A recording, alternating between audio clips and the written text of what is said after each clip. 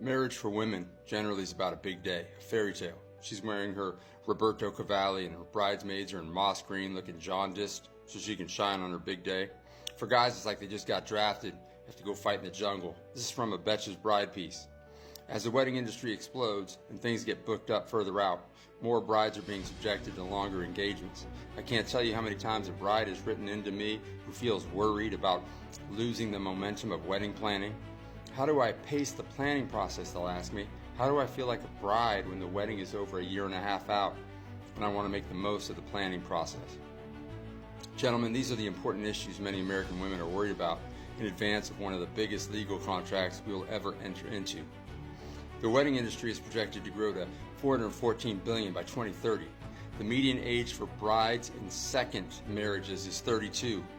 In 2022, there were 6,000 weddings a day in the U.S., where average length of a marriage is 8 years and average cost of that wedding was $33,000.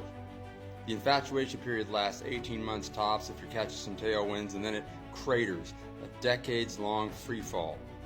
Avoid marriage and the smallest handcuff ever made, the wedding ring, and these red flags, gentlemen.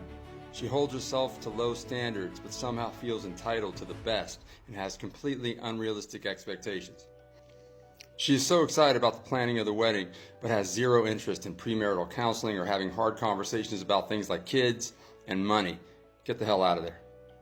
She wants an oversized house so she can fill it with an endless parade of clothing, appliances, things packaged in plastic, a conveyor belt of useless shit that is heating up the planet, entangling marine animals and drowning them. Want to know a food that destroys sex drive? Wedding cake. Is she economically unattractive? Does she eye roll so much you think maybe she's having a seizure?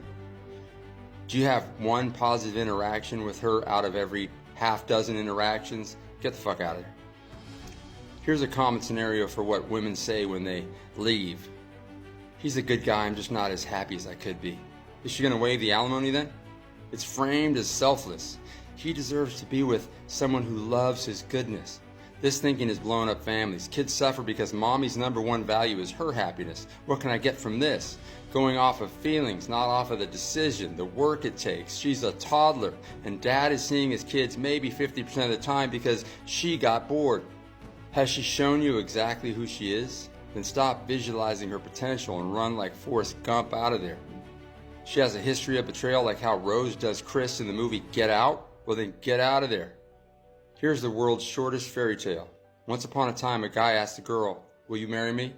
The girl said no, and the guy lived happily ever after.